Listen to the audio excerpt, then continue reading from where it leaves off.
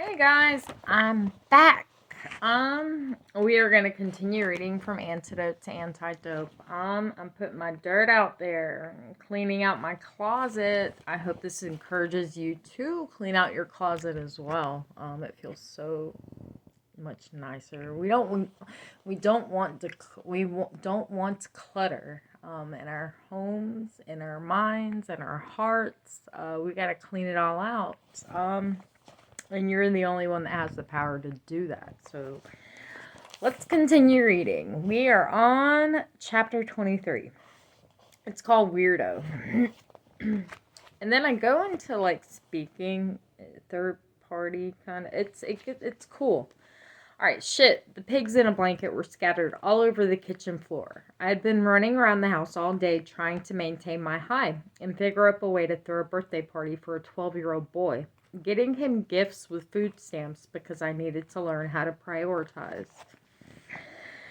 and say no to things, especially when your child didn't earn them. It got to the point where I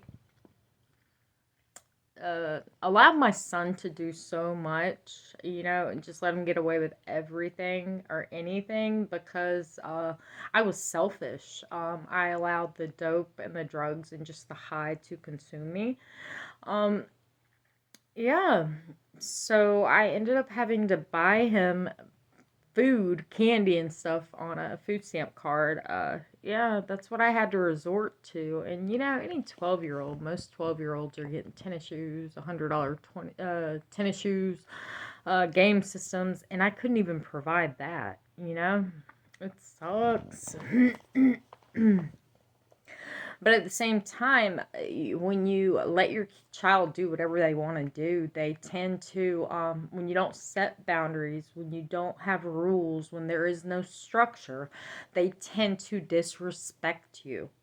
Um, they feel entitled, okay, to everything and anything. They take advantage of you just not being around, you not doing what you're supposed to do as a parent. And who can blame them, because, yeah, it sucks. Because I needed it. Okay, say no thing. No, no, no.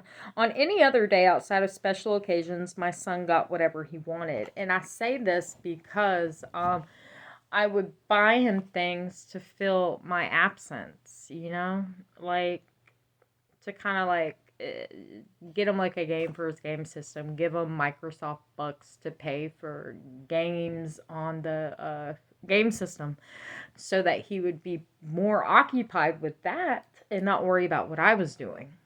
And I'm sure I'm not the only one that's done this. It sucks, but this is the truth that we have to face, and realize this is where we screwed up in order for us to be able to heal and to overcome, the past fuck ups that we have done. And then I go on to say, adding addiction to this story made our lives unmanageable. It's 2021. Tweens are asking for $100 sneakers and $400 game systems and don't respect their parents and act entitled to everything. I'm going to correct this. They act entitled to everything when you don't set boundaries and you try to be their friend and you're not in alignment. When your priorities are fucked up. You create this instability. I created this. I played best friend instead of mom in my son's life. That Disney land phase ended quickly. Alright. 2021 was a bad year for us. My kid was brought up not appreciating things that a lot of people don't have, such food on the table, a roof over your head, and the long hours parents put in to make all of this possible. My son was influenced by the other family. Alright, guys. I was a functioning addict. It's not good enough, though, when you have a child. Your child needs you to be your backbone, or be their backbone, and be their strength when they feel low. I've learned this throughout my journey, though, and it feels so good just to know and understand. It really does. not to cry about it or dwell on it, like on your past of mistakes, the things that you did while you were unhealed. We've all been there. We've all done it. Sometimes it just takes some people longer than others to wake up. All right.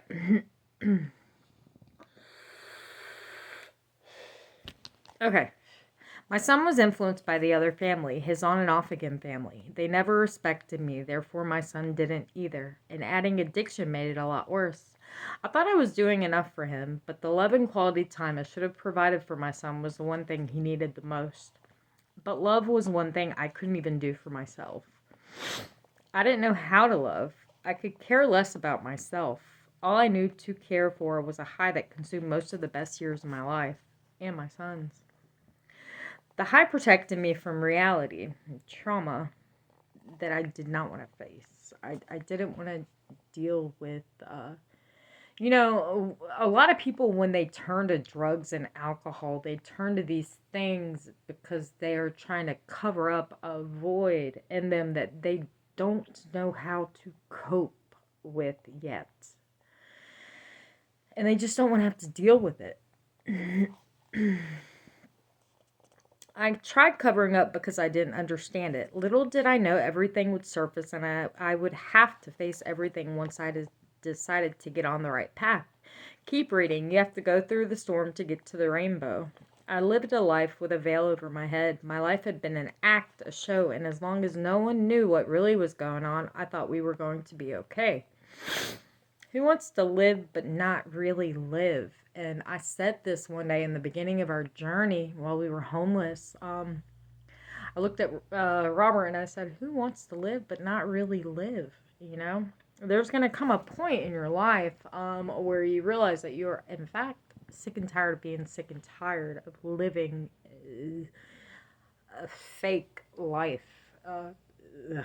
It becomes, when you're living a lie, it is so much harder to keep up with that lie than the truth. My God, it is.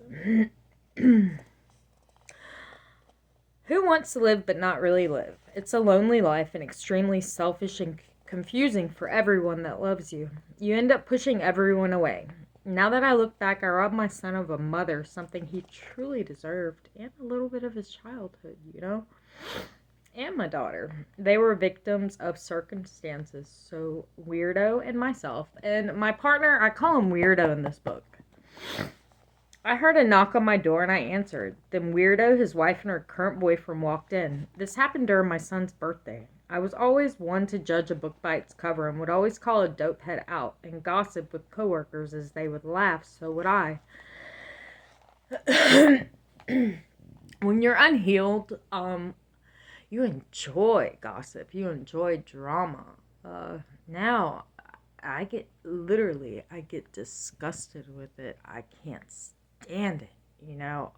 I don't like to see people judging people. We all are going through something, and no one is better than anyone. No one. The first thing that crossed my mind was redneck trailer park trash. God forgive me. My son and his friends got through eating and started with the Xbox, so I thought my duties were done. My next duty was to escape and figure out a way to get dope. Because I was out, I guess. Truly the one thing I thought about was dope. I tried breaking away, but Weirdo's wife wouldn't shut the hell up. I finally left the party to go and get a sack, and when I returned, Weirdo was outside playing football. I'll never forget that picture. There was warmth about this picture. I now understand. Back then I felt it was normal. I was a very selfish addict. I think seeing Weirdo outside with my son and his friends, it gave me a sense of comfort. There was comfort there.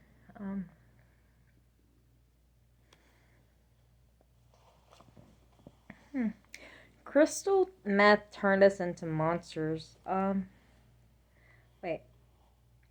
Okay, accountability is something I still struggle with. Not anymore. I did in the beginning of the journey. For a long time, I blamed everyone.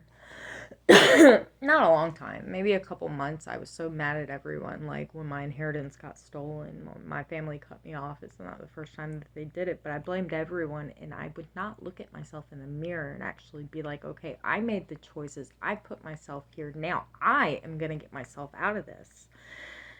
It took a few months, but I got there, you know? I got there. I sure as hell did. All right. I don't have the power. Oh, wait, I regret things that I know now I don't have the power to change. Wait, I regret not. Okay. See, there's a lot of edits. You can't go back in time, but you sure as hell can move forward and try your hardest to become the best version of yourself in hopes that your loved ones will later understand. It wasn't too long before Weirdo and I realized we were extremely alike. November 12th, 2023 will make us a couple for 4 years. I managed to maintain a relationship with a man that I didn't deserve. Guys, I was very deserving. I was. I say, I really talked down on myself in this book. Neither of us was at our best potential. He absolutely worshipped the ground that I walk on, and back then I couldn't understand why. Back then, yes, I didn't know why. I was just like, I didn't even know how to love myself. I didn't even know how to love my child. I couldn't understand why somebody loved me. Okay? Like, I just didn't care about myself. But God puts people in your life for a reason. Crystal meth turned us into monsters. Anything and everything I would screw up, I would put all the blame on Weirdo. I really did. He was my scapegoat.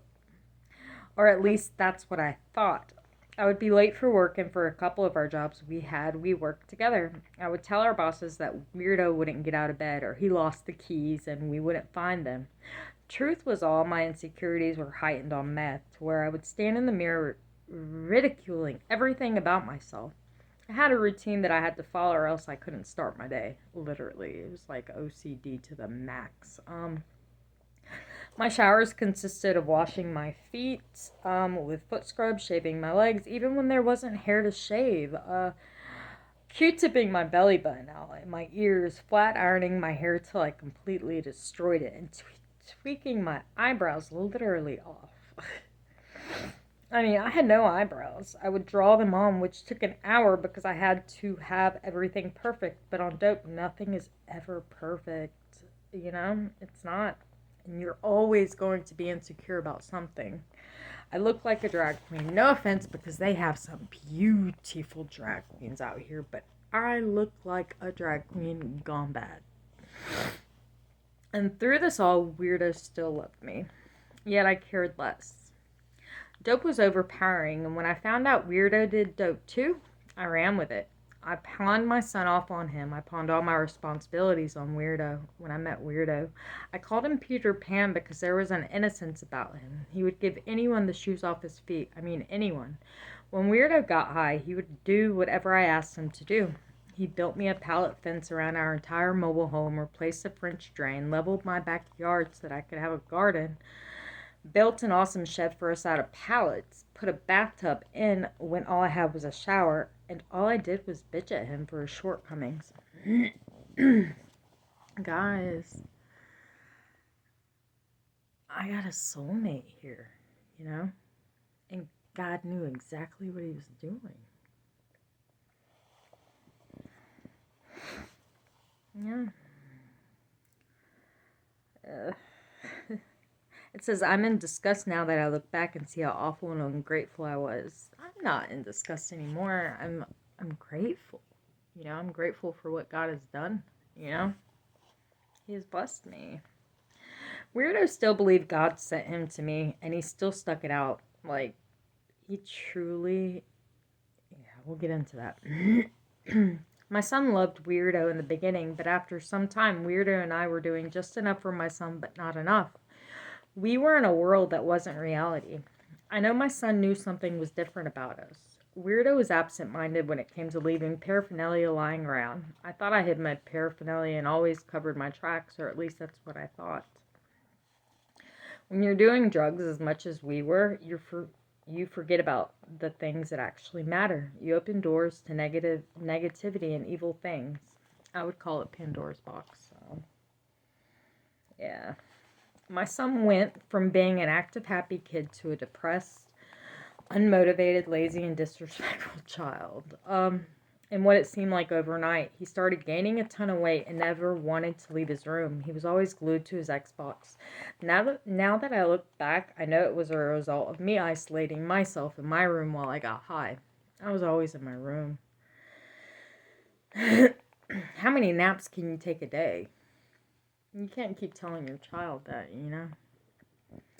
I would stay in my room pretending I was taking a nap and yell for Weirdo to make sure he fed my son breakfast, lunch, and dinner. I was pitiful. Weirdo was my guardian angel, guys, and my son's too. You know? I was pitiful. I was bound by the devil. As I type this, I remember my actions. It brings tears to my eyes. I wish I knew how to love then. Love like I do now. My God, I know how to love. Love wasn't in my vocabulary. It just wouldn't click to me. I couldn't grasp the concept of love. Alright, we're going into chapter 24. Deja vu. Narrator's insert. I'm grateful. This is while we were homeless. Yeah. It says, I'm grateful for the sober feelings of joy, pain, grief. I'm able to endure and understand now what I didn't understand before. I had so much to do, but not enough time. Rummaging through my clothes, I finally found something to wear after changing my outfit 4 or 5 times. Good grief. If I could just focus on one thing at a time, I might finish something in a timely manner. It's impossible to focus or even be productive in society when you're under any mind-altering substance. This is very true. Mom, my son cried while walking out of the front door. Will you bring home some Burger King? Sure, kid. Do you think you can have your room cleaned up? I responded sarcastically to my son. It was too early in the morning to be serious. We laughed. I love you, son, I said affectionately. He said, I love you too, Mom, he replied. Around 6 p.m., I pulled up in our driveway. Guys, come help me get these groceries in. I shot out. Come on, guys, I said as I walked in with 4 grocery bags hanging off each arm. I saw a weirdo sitting on the couch. He was looking like he had just seen a ghost. I knew something was wrong as I walked in my son's room and noticed that the TV, game system, computer, and the clothes from his closet I just got him with my tax return were all gone, except for the dirty dishes he said he would get up. My home no longer felt like a home, or the facade I was trying to portray. Deja vu. Reality started to sink in a little too late. It's never on time when your priorities are not right. And dope is your life. This wouldn't be the first time I lost my son. God gave me 5 years to get things right, and I ignored him. I didn't care, honestly. I really didn't know how to care. There was that knot that I was so familiar with in the back of my throat, but I couldn't explain it. I wanted to cry, but I did this not for only me, but my son and Weirdo. Not only me, but my son and Weirdo had to suffer because of my actions and because of Weirdo's actions, you know? This is why this is so important to talk about and to speak up about. Guys, when you're addicted to any mind-altering substance, you're not only affecting you, you're hurting many people around you. You really are. And then I go on with the narrator's insert. After my son was taken from our home, this is what I did. I went to retrieve my child and bring him home. I did whatever any other mother would have done. Okay, and this chapter is chapter 25, Notasulga, Alabama Police. Ma'am, there's not much we can do. Your son is in a different jurisdiction, but you are more than welcome to file a police report, a police officer said to me. It was all happening before my eyes again. I lost all power, but I was still determined to retrieve my son from the on and off again family. I pulled up at the driveway and approached the man of the house respectfully. I asked him, "What's going on? Where's my son?" I asked nervously. "I'm here to pick my son up," I added. Mimi and her daughter were walking outside to meet us. Her daughter had this grin on her face. From what I remember, it wasn't there was no empathy, and it was rude. But her daughter always acted like her shit doesn't stink. I hate to break it to her, but she's got a long road to travel. And in the real world, it doesn't pay to be ugly to people. Alright, guys, I'm going to take that back because honestly and truly, I don't know her daughter. I knew her daughter when we were young. Well, the first time I lost my son. But yes, the way that she looked at me was cruel, and I still remember that look, But I don't want to be the one on right here saying anything bad about anybody, The woman of the house says, "You need to get back into your truck and get the hell off of my..." No, the man of the house said, "You need to get back in your truck and get the hell off my property." Mimi said that. She said hatefully, "Get off my property before I get you off my property." The man of the house yelled. Mimi said, "Narcy, you might want to listen or else." I refused to get off their property. I was doing what any other parent would do and tried retrieving my son. He's my son, I had physical/primary custody. There were no police reports claiming abuse or neglect, and there were no hospital records. Legally, what right did they have removing my son from my home, as well as trying to remove him from school? If it were such a bad home, why didn't someone call the police? Why wouldn't anyone let me see my son? How was I supposed to know he was okay? Was he even at their house? My mind went running in a million different directions, guys. And it seemed like this is what they wanted. I know now it is what they wanted. The man of the house took a chain and wrapped it around the back of my bumper and dragged me out into the middle of the road, damaging my bumper. If my son was inside, what type of role models were these people? Their entire family remained in the driveway laughing at me, and I still didn't see my son. "I'm not leaving without my son," I yelled, and they continued mocking me.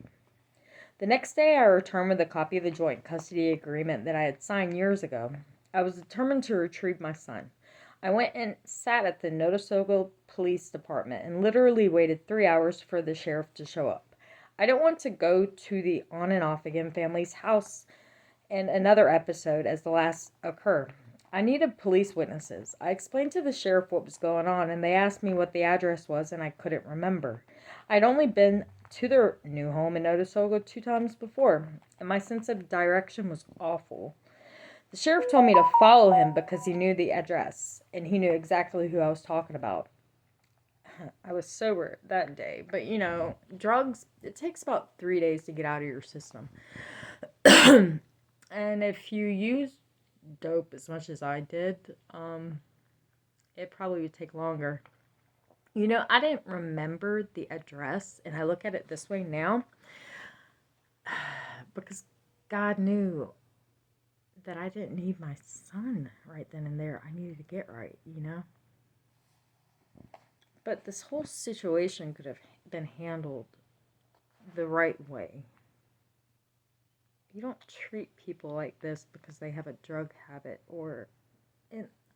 and really, honestly, these people didn't know about that. You shouldn't be able to just take a child when you feel like it from somebody. From a mother,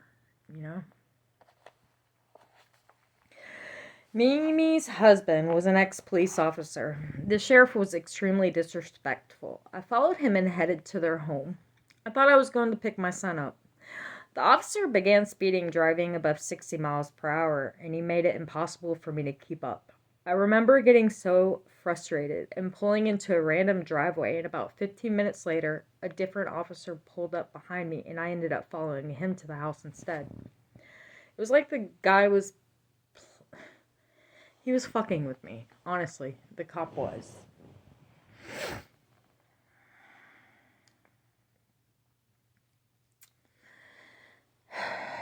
This was day two, and wait. The deputy was already at their home laughing it up with the on and off again family. This was day two, and I still did not see my son. Mimi said he was off with some friends. I was frustrated, and I knew something wasn't right. I got out of my truck with the paperwork as both officers were walking towards me. I showed the officer my custody agreement. It clearly stated that Mimi was to get my approval before picking my son up. It was a Sunday evening. She had my son for 3 days. Even in the documents, she's awarded 1 weekend out of the month with my approval to pick him up on Friday and bring him back on Sunday. The officer ignored everything and said, "Well, this is her time to get your son." It was after the drop off time on Sunday.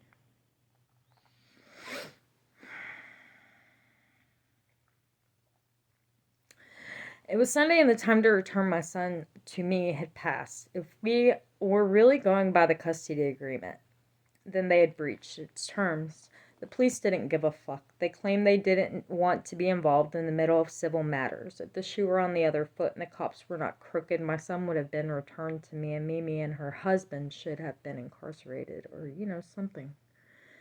Because I know I would have been incarcerated. It was like pulling teeth to get the on and off again family to spend time with my son when my son lived with me. It broke my heart every time they canceled on my son. So the bullshit that's going on here is true caca. I literally wrote caca in my book.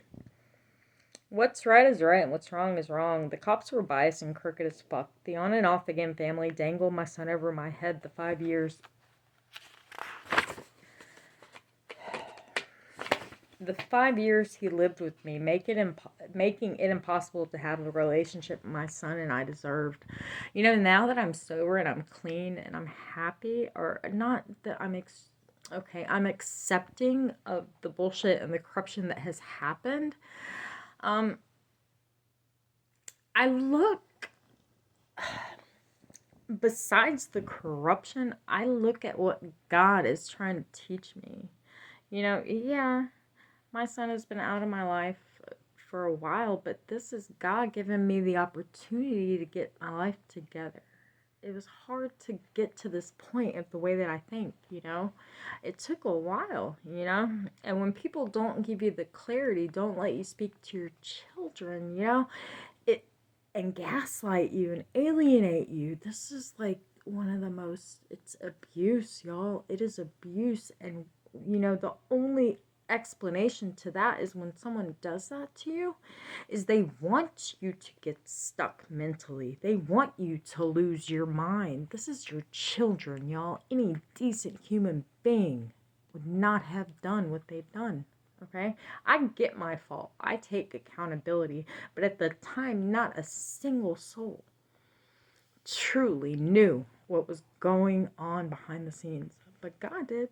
So I get why things happen the way that they did, and I'm accepting of it. But y'all, if you work for the justice system, everyone and anyone takes an oath not to be biased, to be fair, and to do the right thing.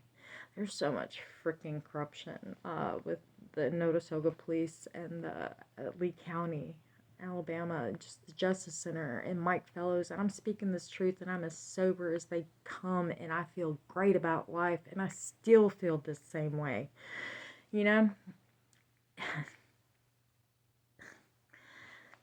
I get it. There are people out here that have gone through the same thing. Don't lose hope. Don't lose faith, because, the truth always surfaces. And one of these days, the right person's going to hear your story and justice will be served. I promise you. Just keep the faith. Don't ever lose hope. Not me. Don't ever let your heart get hard. These people are not worth it. They are not God. They can pretend to be. They can put delays in your life, but take that delay as a break for you to become the best version of yourself, because your kids need you, okay? Remember that.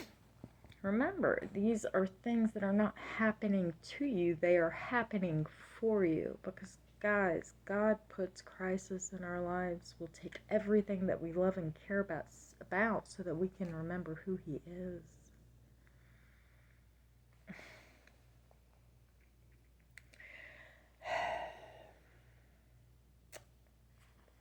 Relationship my son and I deserved. I own the fact that I was using, but no one else was aware. It doesn't make it right. I know I later found out both Notasoga officers were friends with the On and Off Again family on Facebook. What What made this sad was that I was naive all along. I thought the police were going to do the right thing because they are supposed to protect everyone. Instead, they illegally failed to do their duties as a police department and bullied me, making me a mockery. Not once did anyone care about my son's best interests, because if they did, none of this would have happened. If I was sober, I could have kept this from happening. My son wouldn't be grown up in a home where people were taught to judge others and to look down on them, or taught not to appreciate your God-given name. Classmates make fun of it, and not to appreciate your background and culture, to the point that you want to change your last name. The On and Off Again family laughed and made fun of my son's last name. He's being taught that it's okay to disrespect your parents and taught not to appreciate shit. I tried instilling love in my son. I remember buying him a notebook and telling him to write in it every time he felt bullied or needed to tell me something while he was in school, and I would look at it when he came home and we could talk about things. During all of this bullshit I was going through, the few things that were left behind the day he left and I found left was the notebook that I bought for my son. I went to read it, and my son was being bullied not just by his classmates, but by his science teacher as well. I was teaching my son how to stand up for himself, and apparently he did, but the teacher made him feel worthless. My son was singing in this class, and the teacher blatantly said, "If that's the best voice you have, it's awful," and made fun of him. This is what our teachers are teaching our kids, how to bully. I can say now, not all of them. But at Beauregard Elementary and Middle School, they have a really, really bad reputation for bullying and just a lot of corruption, a lot of just ugliness in those schools. Apparently, his middle high school had this issue for generations. Finally, a parent had the nerve to speak up, but this world lives as if they weren't given a mind of their own, and they have to be followers and not leaders. They were just a bunch of cowards, in my opinion. And then my narrator's insert goes to say, I dream that both my kids grow up to treat everyone equally and to help heal this world. We all want our kids to grow up to become beautiful human beings because we know it's in them, you know? We want them to have morals, integrity, to stand for something so they don't fall for everything. But we have to put the work in to direct them and lead them on that right path. And I'm learning this now, you know? And it's not too late, guys, because like I said, I have faith and I know that there's going to come a day where I get my kids and you will too. Keep your head up, y'all. Keep your head up. Alright, I'm going to take a break because I have to eat dinner. But I'm going to get back on here. It's imperative. We're already halfway through the book. It's imperative that we get to the present today because life is amazing, okay? But I have to get through this entire book so that I can correct the way that I think and reflect on it so that I can close this book and begin my new life, my new chapter, my new book, which I've already started it. But it's important that I reflect. And it's important that you get that pen and that paper out and you start writing everything down so that you can join me on this journey too. All right, I'm hungry. God bless you. I love you.